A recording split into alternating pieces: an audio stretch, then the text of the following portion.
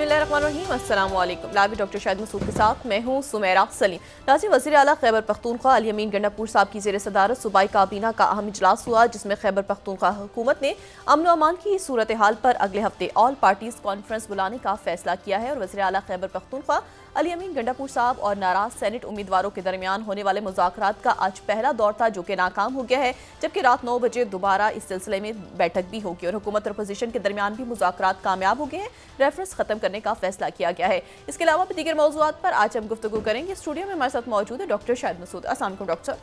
Doctor साहब, खैबर पख्तूनख्वा हुकूमत ने अमन अमान की सूरत हाल पर अगले हफ्ते ऑल पार्टीज कॉन्फ्रेंस बुलाने का फैसला किया है। मौजूदा हालात में ये ऑल पार्टीज कॉन्फ्रेंस बुलाने का फैसला कितना खुश है?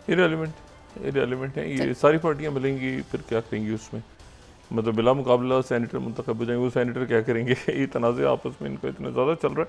ये सिस्टमिक कोलैप्स है हमारा, और इसमें से ही जब चीज़ें बद से बदतर होती जाती हैं, सिस्टम गिरता है, कोलैप्स होता है, फिर उसमें से नई चीज़ें इमर्ज होती हैं। तो ये तो कुछ डिलीवर नहीं कर पा रहा। मैं इस सिस्टम की बात से मुराद ये है कि अब देख, जो कल भी मैंने बात की थी ना, कि इसमें अक्रॉस द बोर्ड इशू है। कौन सा शख्स किस पार्टी में, किस जमात में, कहाँ से वो आया, किधर गया, क्या हुआ, वो 10 साल पहले कहाँ था, 6 महीने पहले कहाँ था, 20 साल पहले कहाँ था। ये 1985 का पॉलिटिकल सेटअप है पाकिस्तान में, 1985 का। आपको वो पॉलिटिशियंस इस वक्त जो है, या उनके ख़ानदान आपको नजर आ रही है 1985 में जनरल ज़िया उल हक के दौर में जो गैर जमाती इंतखाबात हुए थे और जो पार्लियामेंट वजूद में आई थी, तो उसमें से जो शख्सियात फिर आगे निकली, तो वो 2025 तक जो है वो मुल्क की बागडोर उनके हाथ में, या उनकी फैमिलीज़ के हाथों में, या उनके आगे जो भी जैसे भी कहें। तो इतनी लंबी डायनेस्टीज़ जो हैं, या इतना लंबा, अच्छा डायनेस्टीज़ से हट के भी फिर उस ज़माने में चूँकि अफ़गान जिहाद हुआ, फिर उसके बाद वो पैसा बहुत आया पाकिस्तान में, ये हुआ, तो उससे पहले बहुत ज़्यादा पैसा नहीं था सियासत में, लेकिन उसके बाद एक ऐसी सूरत हाल बनी कि वो पॉलिटिशियंस और फिर इत्तेहाद बन रहे हैं, इत्तेहाद टूट रहे हैं, फिर इधर से उधर जा रहे हैं लोग, और छांगा मांगा हो रहा है, कभी कभी वो कुछ और हो रहा है। तो वो उसके नतीजे में जो है ना, वो सूरत हाल अभी तक है। और उसके में जो है ना, वो मतलब अब किसी को, मुझे कम से कम तो कोई दिलचस्पी नहीं कि कौन सा रहनुमा किस पार्टी का किधर चला गया और क्या बयान दे रहा है, इरेलीवेंट चीज़ें। मुल्क के इशूज़ ज़्यादा इंपॉर्टेंट है। अगर आज पाकिस्तान की सबसे अहम, मुझसे आप पूछे ना कि मैं इस पर इसको आगे जाकर डिस्कस करेंगे, लेकिन ये कि जो सफारती महाज पे या स्ट्रेटजिक, जियो स्ट्रेटजिक लेवल पे, और अब तो जो डिप्लोमेसी है, वो उसमें डिप्लोमेसी में मिलिट्री डिप्लोमेसी भी आ गई, स्ट्रेटजिक डिप्लोमेसी। तो आज जो पाकिस्तान आमद हुई है, एक तो हम खुशामदीद कहते हैं पाकिस्तान में, जो लीबिया की जो वहाँ की आर्म्ड फोर्सेस के सरबराह हैं, उनको सदाम खलीफा हफ्तार को हम खुशामदीद कहते हैं पाकिस्तान में, दीदाउद अल फरशेरा। अच्छा, ये जो है ये खलीफा हफ्तार के साहबजादे हैं। सही। और खलीफा हफ्तार जो है वो यानी बदकिस्मती से लीबिया जो है वो कर्नल कद्दाफ़ी के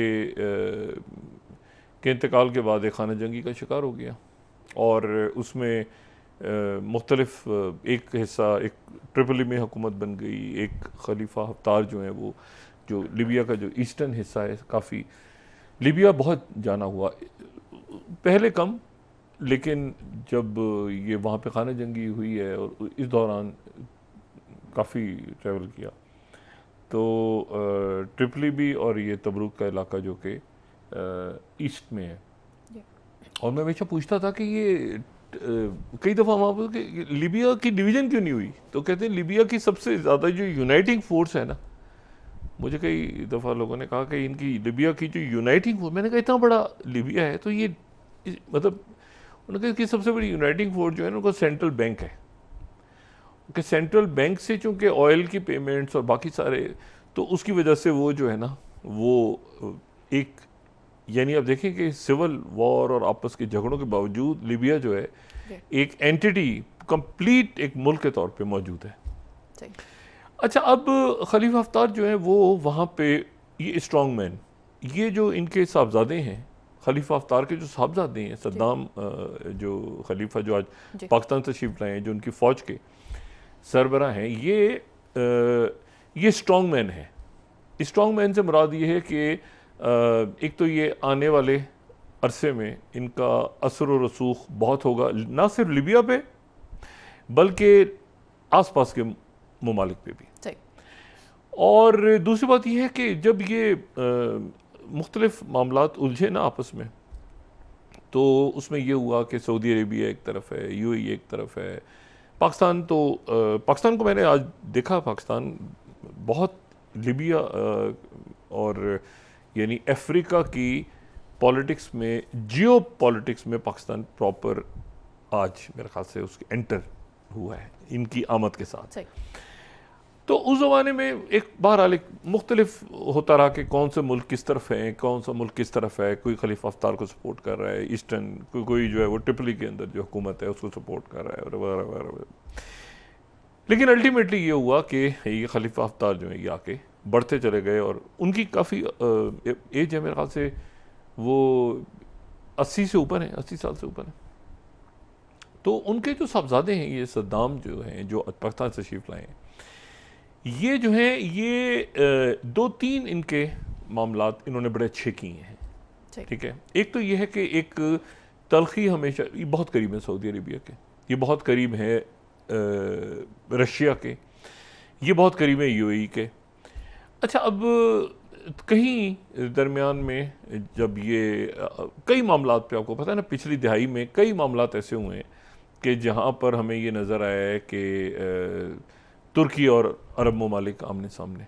लेकिन फिर हमने देखा कि अभी पिछले हफ्ते, यानी आज से पिछले हफ्ते भी नहीं, इसी कोई 2 रोज़ पहले हमने देखा कि यूएई के जो सदर हैं मोहम्मद बिन जैद, वो तशरीफ़ ले गए हैं, तो उन्होंने स्टेट विजिट किया है टर्की का। और बड़ा ये इस मरहले पे बड़ा इंपॉर्टेंट उनका विजिट हुआ है टर्की का, ये इन दिनों में ना, इन दिनों में वो, और टर्की वो उनका एक तवील दौरा हुआ, स्टेट विजिट हुआ और बड़ी तफसील से उनकी तमाम रीजनल इश्यूज पे टर्की और यूएई की जो है वो आला सतह पे प्रेसिडेंट उर्दगन की और जो मोहम्मद बिन जैद हैं, जो यूएई के सदर हैं, तो ये मुल्क सारे जो है ना अब ये इकट्ठे हो गए हैं और इख्तलाफात ख़त्म हुए हैं। जैसे जीसीसी से कतर निकल गया था एक वक्त में, तो उस दौर के सारे इश्यूज ख़त्म। तो ये जो अब कुर्बतें बढ़ रही हैं ना, उनमें इनका बड़ा रोल है। यानी ये जो उनके साहबजादे हैं, सद्दाम जो हैं, सद्दाम खलीफा हफ्तार जो उनके आर्मी को हेड कर रहे हैं, अब इनका बड़ा रोल है। और ये प्रेसिडेंट पुतिन के बड़ा करीब है, और ये सऊदी अरेबिया के बड़ा करीब है, और ये इजिप्ट के बड़ा करीब है। यानी जो प्रेसिडेंट सीसी हैं उनके बहुत करीब है, जो वली अहद हैं सऊदी अरेबिया के और उनके बहुत करीब है। और इन्होंने इनके जो भी इश्यूज थे वो इश्यूज, कतर तो अब अपने आप को कतर ने अलग किया है, कतर बहुत पहले एक्टिव था लिबिया के पॉलिटिक्स में, लेकिन कतर का और इतने इश्यूज कतर रिजॉल्व कर रहा है, और एक इतना बड़ा उसका डिप्लोमेटिक रोल कतर का है कि कतर जो है उसने थोड़ा सा अपने ऊपर। तो ये जो सद्दाम है, जो एक तो ये तो नेक्स्ट स्ट्रॉन्ग मैन है, फिर दूसरी बात ये है कि ये इनको सऊदी अरेबिया, यूएई, टर्की के साथ भी ख़त्म हो गया। वो एक मैरी टाइम डील हुई थी, उसके ऊपर बड़ा शोर वोर, वो भी ख़त्म। तो इन अमेरिका भी इनसे बात कर रहा है, ठीक है, और अरब ममालिक भी इनसे बात कर रहे हैं। बल्कि इनको कई फोरम्स पे वहाँ के, आप समझ लें कि एक तरह से वैसे तो आर्मी को हेड कर रहे हैं, लेकिन ये कि उनको बतौर सरबराह भी इनको ट्रीट किया जाता है कि ये अमलन जो है ये पूरी लिबिया को ये देख रहे हैं, लिबिया कंट्रोल कर। और उसके बाद इनका जो है वो अब चूँकि लिबिया की जो उसका जो इंटरनल टर्मोइल है, उसका असर जो है वो कुछ पड़ रहा है इजिप्ट पे।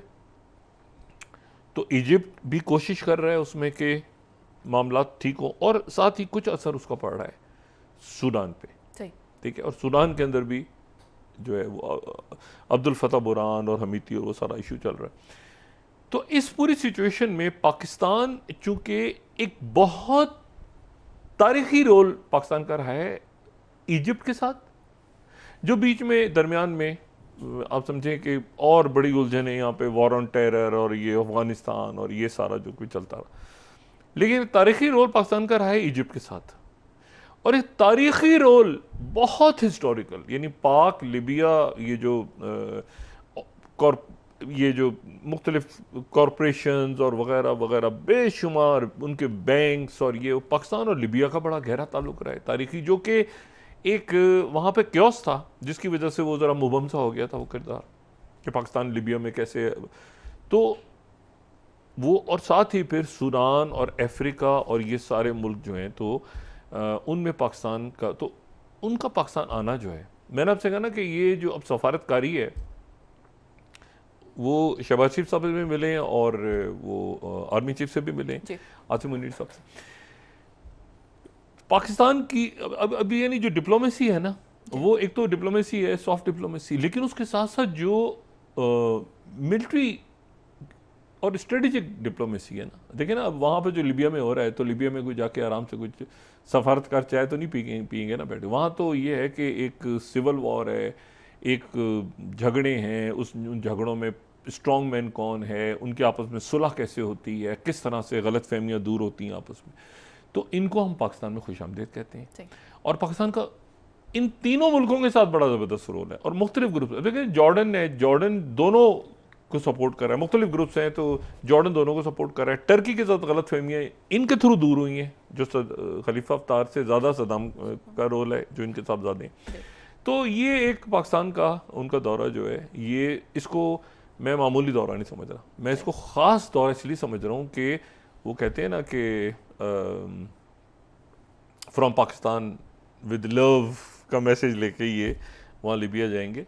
और ये बड़ी ज़बरदस्त बात है कि लिबिया की के साथ जो है पाकिस्तान वहाँ की जो भी सूरत हाल है लिबिया की, और काफ़ी मुआहदे, और आगे जाके मेरे ख्याल से जिस तरह से अरब मीडिया इसको रिपोर्ट कर रहा है, तो ये जो है ये एक बहुत ज़बरदस्त पाकिस्तान की तरफ से हम उनको खुशामदीद कहते हैं।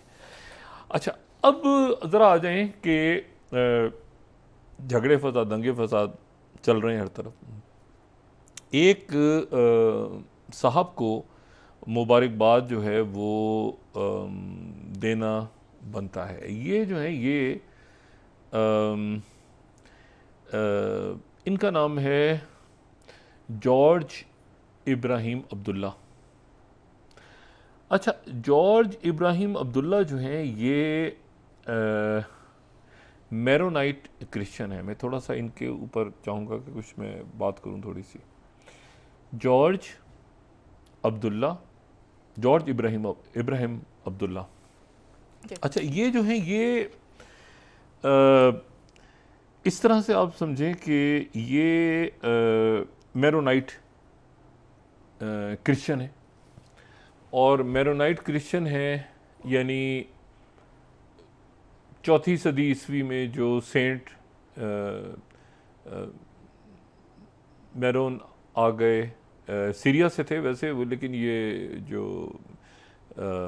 लेबनान के इलाके हैं, माउंट लेबनान, और जो लोग बैरूत गए हैं उनको अंदाज़ा होगा, अगर सीरिया से बैरूत जाए ना तो एक तो एक हाईवे के थ्रू जाते हैं, और हाईवे बंद हो तो वो जो पहाड़ियों से घूमते घामते पहुंचते हैं ना, जैसे इस्लामाबाद से मरी जाना हो तो हाईवे आप मोटरवे पे चढ़ जाएं, एक ये कि छोटी सड़कों से जाएं, तो जो छोटी पहाड़ियों से पहाड़ियाँ आती हैं रास्ते में ना, मतलब स्ट्रेट नहीं है सड़क।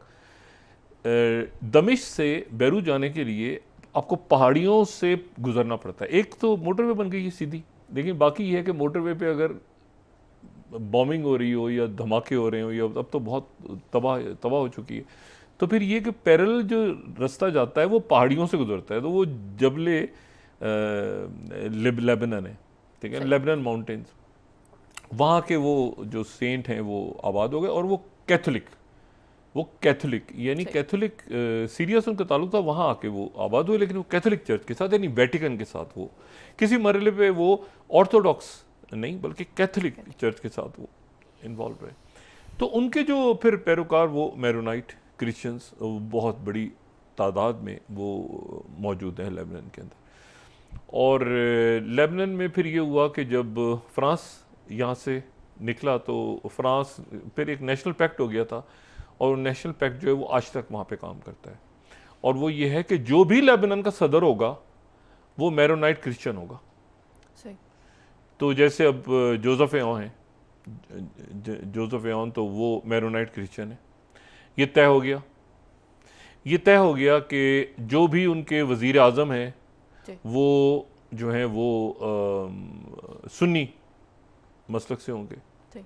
ये हमेशा, ये 43 में जो मुआहदा हुआ था तो अभी तक उसके बाद चल रही है, और वो नवाब सलीम वहाँ पे, और जो उनके स्पीकर होंगे पार्लियामेंट के वो अहले तशी होंगे। तो नबी बैरी वो 90 की दहाई से वही हैं।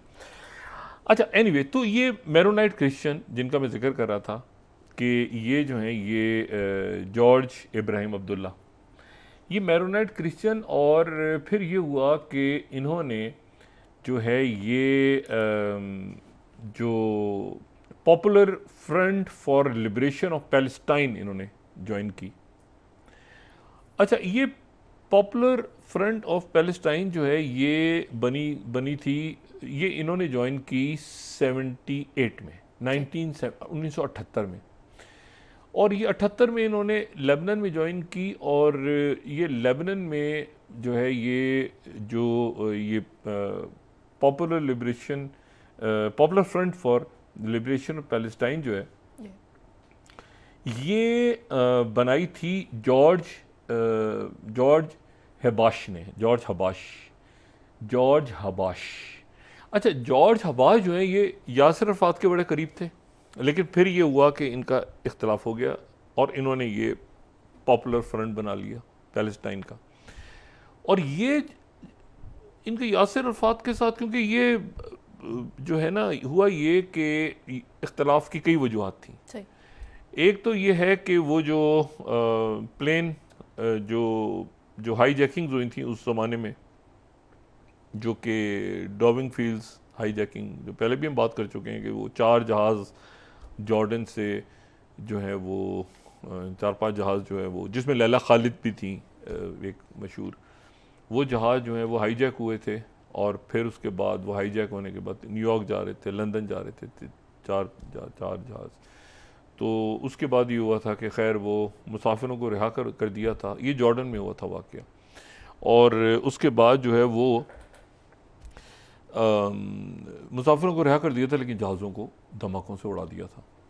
उसके बाद ये हुआ, उसके बाद फिर ये ब्लैक सितंबर का हुआ था, यानी जॉर्डन ने कहा था कि फ़लस्तीनी यहाँ से, यासिर अरफात भी और सारे पैलेस्टीनियंस भी यहाँ से जाएं, क्योंकि यहाँ पे अब मसला हो रहा है, क्योंकि वो एक सिविल वॉर शुरू हो गई थी। जॉर्डन के अंदर सेंसिटिविटी भी है पैलेस्टीनियंस बहुत ज़्यादा, और ये तो ये सारे लोग जो हैं ये आ गए थे लेबनान में। तो लेबनान में आके इन्होंने, जो जॉर्ज हबाश थे, इन्होंने फिर यासिर अरफात के साथ इनके इख्तलाफात हुए, तो इन्होंने ये, लेकिन ये जो है ये मार्क्सिस्ट थे, यानी ये कार्ल मार्क्स को, लेनिन को, यानी ये लेफ्टिस्ट, मुकम्मल तौर पे लेफ्टिस्ट थे।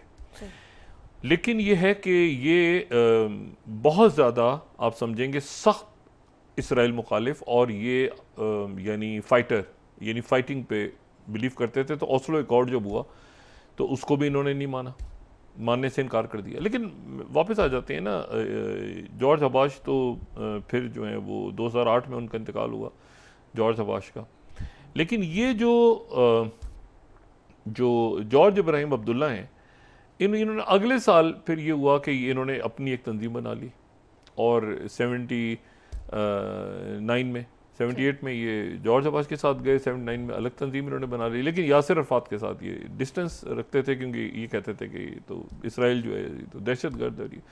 ज़्यादा वक्त इनका जो यूरोप में गुजरता था, यूरोप में इनकी बड़ी एक्टिविटीज़ थी, और यूरोप के अंदर जो लेफ़्ट की तंजीमें उस वक्त काम कर रही थी 70 की दहाई में, ये उनके बहुत करीब हो गए, और वहाँ पर ये 70 की दहाई में करीब हो गए। और अच्छा, उसके बाद फिर ये हुआ कि इनको जो है वो 84 में ये स्विट्ज़रलैंड से जा रहे थे, फ्रांस ट्रैवल कर रहे थे, तो रास्ते में इनको जब फ्रांस की टेरिटरी में एंटर हुए तो फ्रांस की पुलिस ने इनको अरेस्ट कर लिया, और इन पे इल्ज़ामात जो हैं बड़े संगीन लगे। संगीन इल्ज़ामात ये लगे कि ये एक अमेरिकन, 2 अमेरिकन डिप्लोमेट्स गालिबन उनके कत्ल में ये मुलविस थे, इन पे चार्जेस लगे, और एक इसराइली जो डिप्लोमेट उसके कत्ल में ये मुलविस थे, और उसके अलावा और बहुत सारे, और इनके अपार्टमेंट से फिर असलहा भी निकला और ये सारे इल्ज़ामात वगैरह लगे। इनके ऊपर मुकदमा चला, उनको उम्र कैद हो गई। वो उम्र कैद जो है वो 84 में या 80s में हुई कहीं जाके, तो इनकी 99 में वो सज़ा ख़त्म हो गई। सज़ा ख़त्म हो गई। तो सज़ा ख़त्म हो गई, तो सज़ा ख़त्म होने के बाद लेकिन ये हुआ कि इनको रिहा नहीं किया गया। 99 में सज़ा ख़त्म हुई, तो 99 के बाद वो हर साल 2 साल बाद वो फिर कोई किसी लिस्ट में नाम आ जाता था, फिर वो जज कहते हैं अच्छा जी 2000 में रिहा करेंगे, अच्छा 2004 में रिहा करेंगे, अच्छा जी वो ऐसा है कि 2006 में रिहा करेंगे, 7 में रिहा करेंगे। इस दौरान ये हुआ कि ये वहाँ पर चूँकि ये यानी ये हैं तो मैरोनेट क्रिश्चियन, लेकिन चूँकि ये मुसल्ला जदोजहद पे चले गए थे, और जिस वक्त तक हमास और इस्लामी जिहाद, अब तो हमास ने 2017 में तो 2 स्टेट सोल्यूशन तस्लीम कर लिया था, खालिद मिशाल और इस्माइल हानिया और ये सारी जो मुलाकात हुई थी, और इस्लामी जिहाद ने भी कर लिया, तभी मुज़ाकरात हो रहे हैं।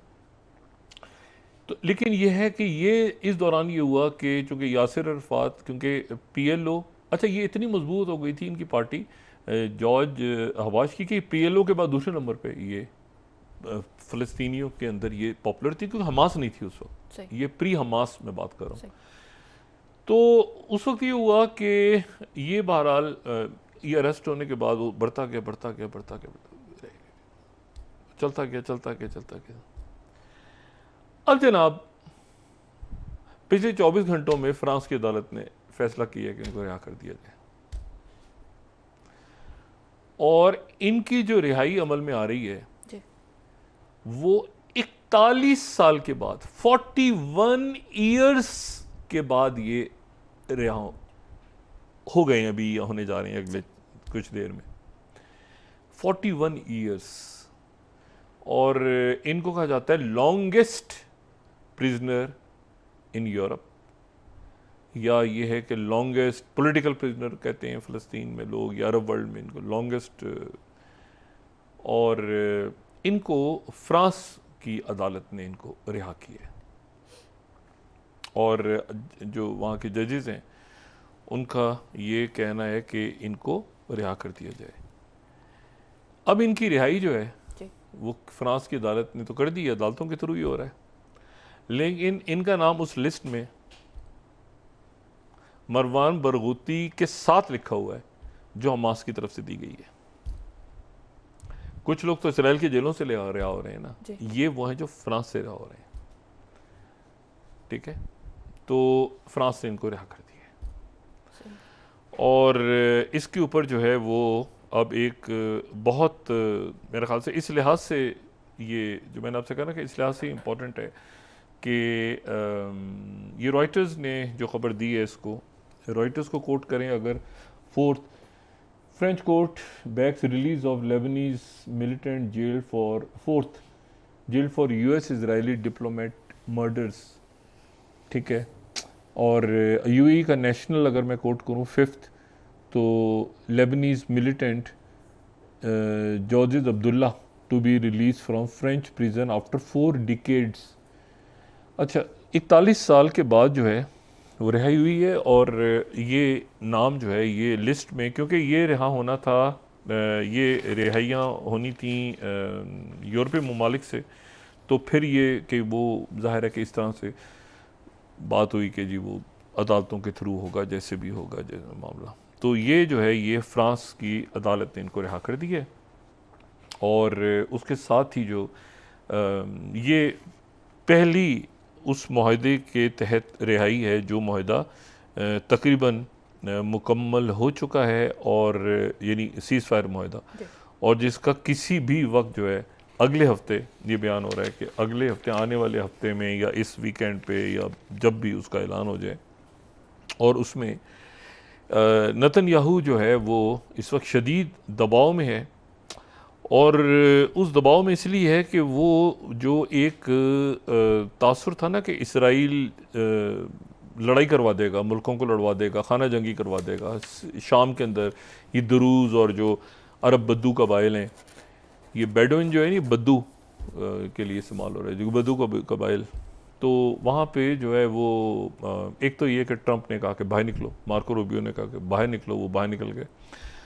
उसके बाद ये है कि वो अहमद शारा ने सिक्योरिटी फोर्सेस भी अपनी विड्रॉ की, और अब इसराइल की तरफ से कहा जा रहा है कि अच्छा जी वो ऐसा है कि हम 48 घंटे के लिए इजाज़त देते हैं कि वो उन्होंने आना है, तो वो इसराइल यानी सीरिया अपनी फ़ौज लेकर आना चाहता है, लेकिन वहाँ कशीदगी है, कशीदगी वहाँ पे दुरूज़ और बद्दू कबाइल के दरमियान ये सैकड़ों सालों की कबाइली लड़ाइयाँ जो है ना, ये कबाइली लड़ाइयाँ तो सदियों चलती हैं, ये इनका हल होना बड़ा मुश्किल होता है। तो वो आपस में उनके मसाइल जो हैं वो मैंने जैसे कल भी अर्ज़ किया था कि अहमद शारा जो हैं, सऊदी अरेबिया भी उनके बिल्कुल साथ खड़ा है, उनके साथ टर्की भी खड़ा है, ईरान को भी कोई इश्यूज़ नहीं है इस वक्त अहमद शारा के साथ, रशिया को भी नहीं है क्योंकि वो बेसिस रशिया को जो सीरिया में चाहिए थी वो मौजूद हैं, और इराक़ तक वो जो सेक्टेरियन वायलेंस फैलने वाली बात थी वो भी नहीं हो सकी। वो सारी जो बल्कि आप यूँ समझें कि इसराइल ने सबको यूनिफाई कर दिया है। इसराइल की वजह से सारे मुल्क एक तरह से इकट्ठे हो गए, सारे मुसलमान, ह्यूमन राइट्स दुनिया भर के, यूरोप के मुल्क, अमेरिका, आगे पीछे, वो सारी दुनिया अगर किसी एक चीज़ पे इकट्ठी हो गई है एक नुक्ते पे, सवाए नेतन्याहू और मोदी सरकार के, वो ये है कि गजा में फ़लस्तीनियों का कत्लेआम हो रहा है। ब्रेक के बाद डिस्कस कर लेते हैं। अब आप यकीन करें पूरी दुनिया एक तरफ, उसमें यूरोप भी है, उसमें यानी आप देखिए ना फ्रांस और ये सारे मुल्क मिलके तो कॉन्फ्रेंस करने जा रहे हैं, यानी तमाम दुनिया एक तरफ है और नेतन्याहू और मोदी जी एक तरफ करेंगे, पूरी दुनिया। जी वक्फा लें जी, नाज़रीन वापस आते हैं एक छोटे से ब्रेक के बाद।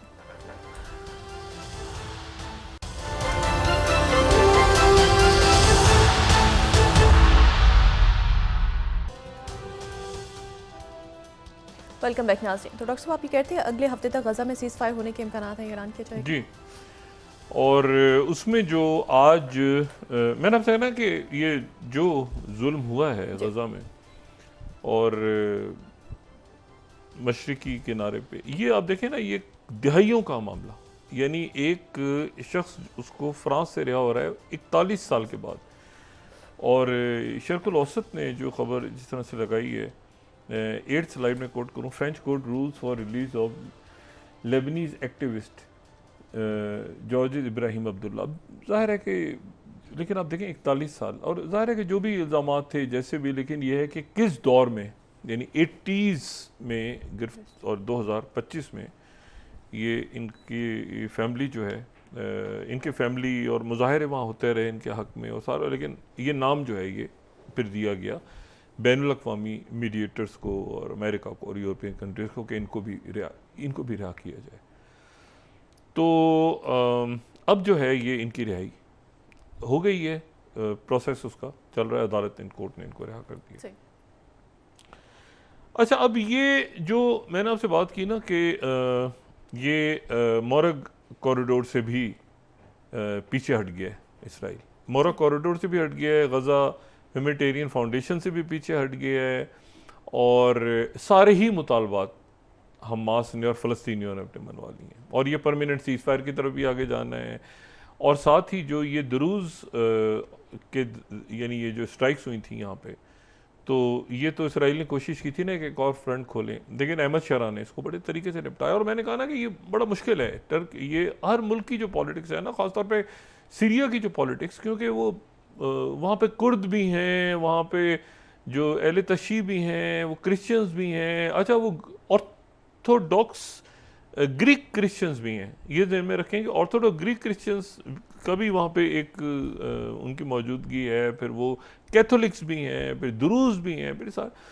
तो ये बड़ा एक इम्तिहान है अहमद शारा का कि ये जो कोशिश है कि इसको बेल्कनाइज किया जाए, ये गोलान की पहाड़ियों पे कब्जा, ये यहाँ से तो हो गई, रुखसत वापसी हो गई, और वापस होने के बाद वो कहा कि अच्छा जी 24-48 घंटों तो हम देखेंगे, वरना हम, तो वो इसराइल को खूब डांट पड़ी, नेतन्याहू को खूब डांट पड़ी, रोज़ डांट पड़ती है, और रोज़ डांट पड़ती है, और ट्रंप से जो है वो डांट पड़ती है। और ये आज 10th जो उन्होंने ऑपेड लिखा है हैरिस के अंदर, होपिंग टू हासन Gaza truce, Trump showers Netanyahu with love and understanding, फूल बरसा रहा है प्रेसिडेंट ट्रम्प की तरफ से फूल बरसाए जा रहे हैं। 10 स्लाइड आप देखें उनका ओपेड कि गजा सीज़फायर जल्दी हो जाए, तो गजा सीज़फायर के बाद क्या होना है वो आगे की कहानी है। अभी जो है वो फूल बरसाए जा रहे हैं, ठीक है ना।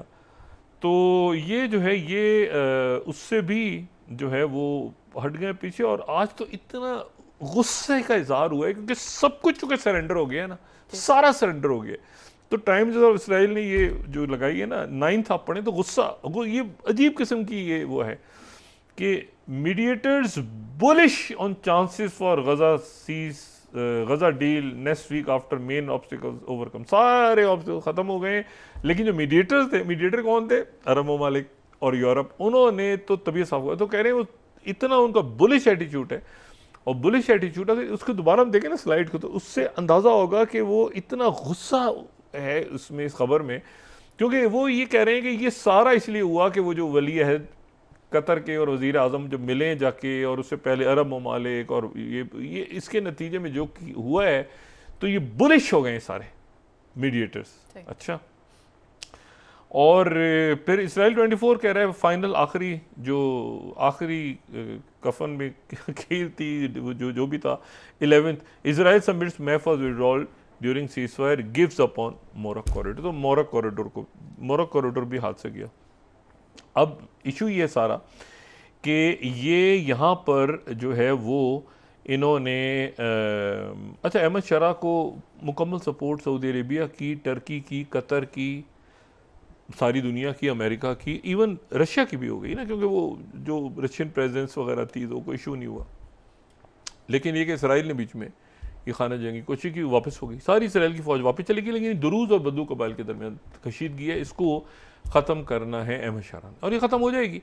उसकी वजह यह है कि उधर से दुरूज आ जाए लेबनान से, और इधर से जो है ये अरब ममालिक की तरफ से सपोर्ट, अरब जो कबाइल हैं, तो ये तो कोई इशू नहीं। और अहमद शाह फिर मेरे ख्याल से जो मैंने कल भी बात की थी कि वो एक सबको बिठा के, और अगर ये पीकेके का मसला हल हो, एसडीएफ तहलील हो सकती है। पीकेके तो ये कोई इशू नहीं है, दरूज ये तो बहुत सदियों से एक साथ रहते हैं। लेकिन यह है कि वो जो कोशिश थी खाना जंगी की वो नाकाम हो गई, और असर पे खड़ी है अब जनाब के गजा की सीज़ फायर डील। और गजा की सीज़ फायर जो डील है उसको इन्होंने करना है, बड़े तरीके से अनाउंस करना है।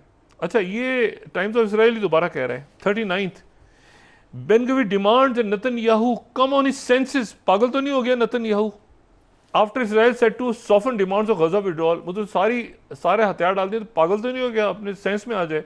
तो ये वहाँ का जो मीडिया है उसने एक खबर डाली हुई है, और उसकी वजह यह है कि ये सीज़ फायर की तरफ जो है ये मामला तेज़ी के साथ आगे बढ़ रहा है। अच्छा, उसके साथ ही ये हुआ कि वो जो इन्होंने अटैक किया उस पर होली फैमिली चर्च पे जी। तो आज जनाब क्या हुआ कि वहाँ पर गजा में एक तो ट्रंप ने फ़ोन किया नेतन्याहू को, ट्रंप ने फ़ोन करके कहा कि ये चर्च के ऊपर तुमने अटैक क्यों किया, और ये क्रिश्चियंस के ऊपर अटैक, अब तुम मुसलमानों के साथ क्रिश्चियंस को भी मार रहे हो, ठीक है ना। और उधर उनका मेगा बेस और वो जेफरी एप्स्टीन, उस पर मैं भी आता हूँ। नेतन्याहू ने आगे से फ़ोन किया पोप को, वेटिकन, और पोप से माजरत की, माफ़ी मांगी। और उसके बाद जो तमाम उनके जो मजहबी रहनुमा हैं बहुत बड़ी तादाद में यरूशलेम से आगे पीछे, वो गज़ा में दाखिल हो गए आज इमदाद लेके। यानी गज़ा का आप समझेंगे एक तरह से जो गज़ा बंद था वो चर्च की के उसमें वो बहुत सारे उनके जो उनके रहनुमा हैं वो आज दाखिल हो गए, और उनकी मुलाकात हुई वहाँ पे। उन्होंने दौरा किया होली फैमिली चर्च का, और वहाँ पर उन्होंने वहाँ पे वो जगह देखी, और सारे वहाँ पे आ गए और वो मिले। ये सारे लोग, कोई यरूशलेम से आया है, इवन को यूरोप से फ्लाई करके, फॉरेन फ्लाई, उन्होंने कहा ये चर्च के ऊपर कैसे हुआ है, वेटिकन सिटी और आगे भी, वो सारे जमा होकर वो गज़ा में दाखिल हो गए। गज़ा में दाखिल होकर उन्होंने कहा ये यहाँ पे क्या बर्बादी की हुई है, ये क्या बर्बादी। उन्होंने पोप को बताया कि ये तो यहाँ पर तो ये तो कत्ल आम हो रहा है। अच्छा, आपको पता है ना पोप जो है वो इसराइल और पोप का एक कोई ताल्लुक अच्छा नहीं है। वेटिकन से हमेशा आवाज़ आती है फ़लस्तीनियों के हक़ में, वेटिकन से हमेशा आवाज़ आती है। और उसकी पुरानी तारीख़ में बता चुका हूँ, यूरोप के अंदर कैथोलिक्स आए और फिर किस तरह यहूदियों के साथ उन्होंने कहा, तो वो पुरानी तारीख़ है जो उनकी है, सलीबी जंगें और यहूदियों को जो भी है। अच्छा, तो अब यह है कि उनका फ़ोन आया कि ये कत्लेआम तुमने, ये मुसलमानों का भी कत्लेआम किया और साथ क्रिश्चियंस का भी, और ये हमारे लोग बता रहे हैं, तो यहाँ तो ये हाल है।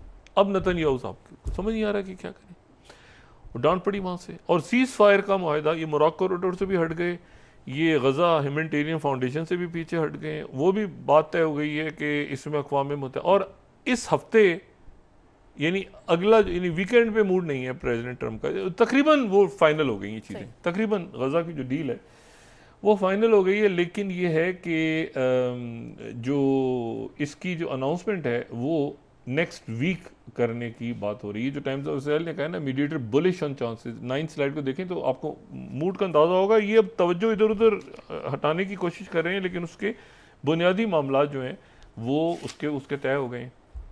अच्छा, इसी दौरान जो है वो एक बहुत बड़ा अमेरिका ने स्टेप लिया है अपनी फॉरेन पॉलिसी में, और वो जो स्टेप है अमेरिका का वो ये है कि अमेरिका आइंदा दूसरे मुल्कों के इलेक्शंस के ऊपर सवाल नहीं उठाएगा कि उनके इलेक्शन शफाफ हुए हैं कि गैर शफाफ हुए हैं। इसमें अमेरिका तबसरा नहीं करेगा, ये उनका अंदरूनी मामला होगा, तावक्त ये कि वहां पर कोई स्ट्रेटेजिक मफादात हो अमेरिका के। वरना अमेरिका, ये बहुत बड़ी बात है, बहुत बड़ी बात है कि अमेरिका किसी मुल्क के इलेक्शंस के ऊपर कोई बात ही नहीं करेगा। सिर्फ अगर स्ट्रेटेजिक उसके मफादात बहुत ज्यादा अगर कहीं उन पे हर्फ आ रहा हो तो फिर अमेरिका किसी भी मुल्क के इलेक्शंस के ऊपर सवाल उठाएगा। यानी हम पाकिस्तान, इंडिया, बांग्लादेश, पूरी दुनिया जहाँ पे यूरोप में आगे जहाँ पर भी पार्लिमानी जमहूरियत है या सदारती निज़ाम है या जो भी है इलेक्शंस होते हैं, अमेरिका ने पॉलिसी बना ली है कि वो जो है वो आइंदा किसी भी मुल्क के इलेक्शंस के ऊपर वो सवाल नहीं उठाएगा। अच्छा, इसको जो है वो फॉक्स न्यूज़ ने ये जो बात की है, फॉक्स न्यूज़ से शुरू करूँ, 34th, अब इसके असरात क्या होंगे, कैसे ये आगे चलेगा। 34th, Marco Rubio bans overseas outpost commenting on foreign election unless they are clear and compelling US interest. ठीक है, बाहर के किसी भी मुल्क के इलेक्शंस के ऊपर जो है वो अमेरिका सवाल नहीं उठाएगा कि ये इलेक्शंस कैसे थे और कैसे नहीं थे। वॉल स्ट्रीट जर्नल ने असल में ये न्यूज़ ब्रेक की है कि ये ट्रंप एडमिनिस्ट्रेशन ने हमेशा के लिए ख़त्म कर दी है। ये 31st पूरी एक बड़ी डिटेल रिपोर्ट है, लेकिन मार्को रूबियो ने तो अलग से इंटरव्यू दिया ना, अलग निकाला लेटर। लेकिन जो वॉल स्ट्रीट जर्नल की जो 31st स्टोरी है वो बड़ी इंपॉर्टेंट है कि US to curtail practice of assessing fairness of foreign elections. अब आज के बाद अमेरिका नहीं करेगा जब तक clear and compelling foreign policy interest America के ना हो, फिर वो तबसरा करेगा इस मुल्क में इलेक्शन शफाफ हुए हैं कि शफाफ नहीं हुए। Reuters 32nd, Trump administration tells US diplomats abroad not to opine on foreign elections. ठीक है, और एसोसिएटेड प्रेस इसको कह रहा है, Trump administration tells embassies to rein in criticism foreign election. Elections के ऊपर कोई भी तबसरा नहीं करेगा, ना कोई एनजीओ आएगी, ना वहाँ से कोई पैसे दिए जाएंगे, ना कोई तबसरा होगा।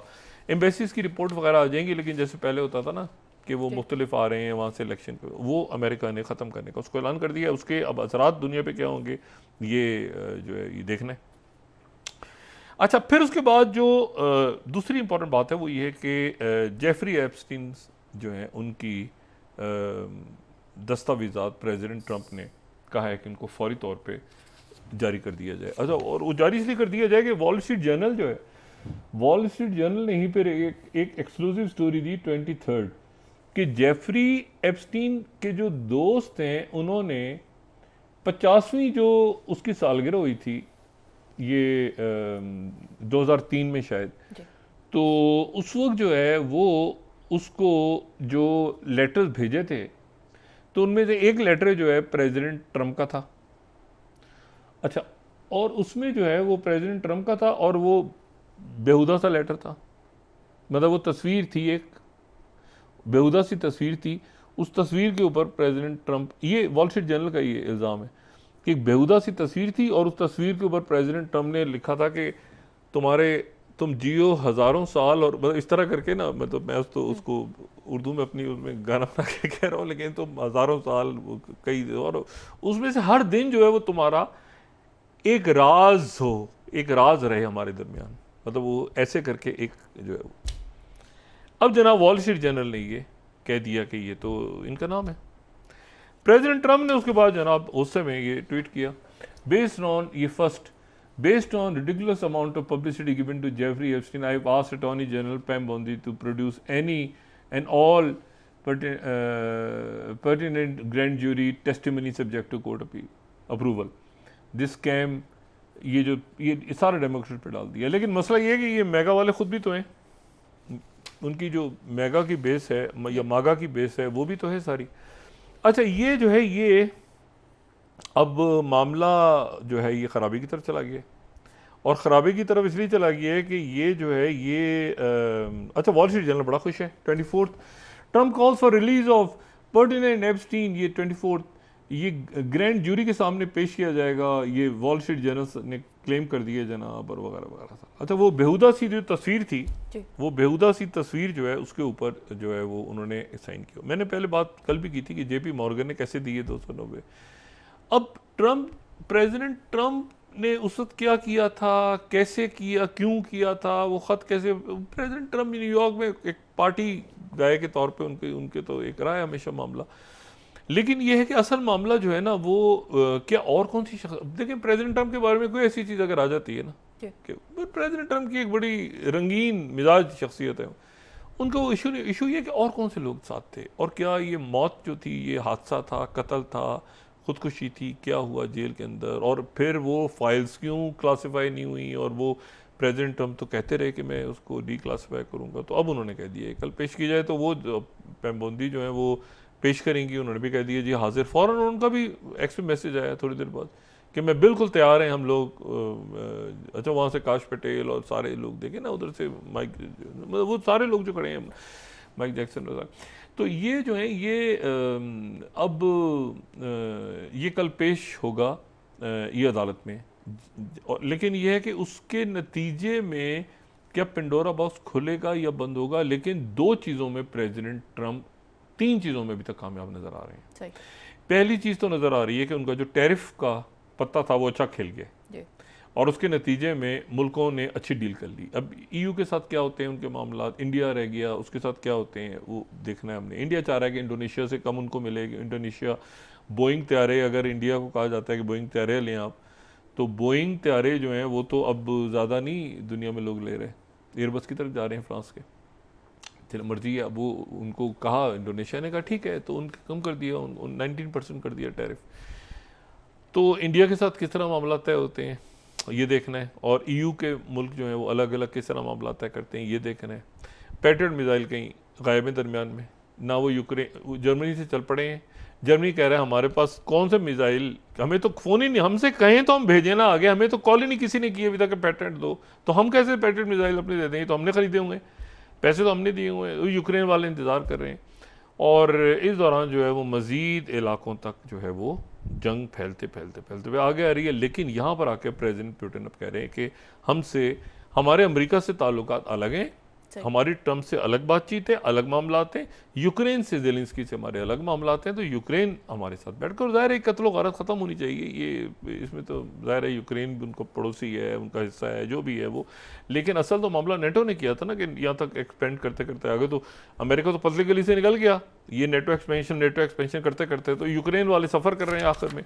तो ये जितने मुल्क हैं, जॉर्जिया, यूक्रेन, ये बाकी जो ईस्टर्न फ्लैंक के मुल्क हैं नेटो में आए हैं, मेरा ख्याल है कि प्रेसिडेंट पुतिन को अब इनके सबकी तरफ एक दोस्ती का हाथ बढ़ा के, और जैसे भी मामला, क्योंकि जब कह दिया अमेरिका ने कि भाई यहाँ ट्रूप्स नहीं आएंगी, एक्सपेंशन नहीं होगी नेटो की फर्दर, तो इस मामले को, ये जंग को भी अब ज़रा ठंडा होना चाहिए यूक्रेन की। और बाकी ये है कि जो ये सीज़ फायर सर पे खड़ा है, खाना जंगी इसराइल बन गया है यूनिफाइंग फैक्टर, सब इकट्ठे हो गए हैं कि ये कब्ज़ा करने के चक्करों में है, ये ग्रेटर इसराइल बनाने के चक्करों में है। और उसमें आप देखें कि लीबिया जो है उसको वो इकट्ठा हो रहा है, ठीक है। पाकिस्तान का अफ्रीका के अंदर रोल, मतलब अफ्रीका क्या, ये तो मिडिल वेस्टर्न एशिया और इसको मीना, और इसमें पाकिस्तान का रोल बड़े सालों के बाद आज वाज़ेह हुआ है। और बड़ा ज़बरदस्त रोल होगा इंशाल्लाह। और इसी तरह से यहाँ पर इस खत्ते के अंदर जो है वो इंडिया की तरफ से आज बात आई है कि हम बहुत ज़्यादा इंटरेस्टेड नहीं है RIC के अंदर। अब RIC यानी रशिया, इंडिया और चाइना, हम चाइना से डायरेक्ट बात करेंगे, रशिया से डायरेक्ट करेंगे, तो वो हम दरमियान में कोई थर्ड पार्टी नहीं आएगी। तो थर्ड पार्टी को अमेरिका तो आ चुका है ना, तो अब अगर रशिया बीच में कह रहा है कि आप आ जाओ, कह रहे हैं हमारे तो चाइना से, तो मतलब है कि अगर बहरहाल अब देखते हैं आगे कि ये मामला किस तरह से चलते हैं। लेकिन एक ये बड़े तनाज़ात जो हैं बज़ाहिर ये कोशिश नाकाम हुई है सीरिया को तोड़ने की, सीरिया में खारिजगी करवाने की। बहुत ज़्यादा शहादतें हुई हैं, बहुत ज़्यादा लोग जानों से गए हैं। ये दहशत गर्दी ख़त्म हुई है टर्की के अंदर PKK की। और ये अब देखना ये है कि ये अब दुरूज़ों के ऊपर तो डांट पड़ी है, ये जो स्ट्राइक्स वगैरह कर दी थी, इन्होंने भी रिस्ट्रेन किया अहमद शरा ने और टर्की ने और बाकी मुल्कों ने भी। क्योंकि ये अगर रिएक्ट करते ना, तो प्लान ये था कि वो वहाँ से SDF का एक विंग है उसको खड़ा कर देते हैं टर्की के अंदर लड़वाने के लिए। SDF का जो SDF सारी चली गई है ना अहमद शरा के साथ, तो SDF को तीली लगाते हैं कि तुम खड़े हो जाओ वहाँ से टर्की के अगेंस्ट। तो अहमद शरा ने बहुत मेरे ख्याल से इंटेलिजेंटली उनको अर्दोगन ने भी इंगेज किया, MBS ने भी इंगेज किया, UAE ने भी इंगेज किया, हर तरफ से इंगेज हुए वो, और उन्होंने रिस्ट्रेन से काम लिया। पहली प्रायोरिटी जो है वो इस वक्त सीज़ फायर गज़ा की, और अमली तौर पे तो आज इमदाद अंदर चली गई, क्योंकि जो क्रिश्चियन लीडर्स थे उनके वो चले गए, उन्होंने दौरा किया वहाँ चर्च का। जी बहुत शुक्रिया डॉक्टर साहब। नाज़रीन, के साथ ही आज का प्रोग्राम अपने इख्तिताम को पहुँचा। मुझे सुमेरा सलीम को इजाज़त दीजिए। अल्लाह ने के बाद। जी डॉक्टर साहब, अपने दोस्तों रिश्तेदारों को दो नवाह के लोगों का सब ख्याल रखिएगा। अल्लाह हाफ़िज़।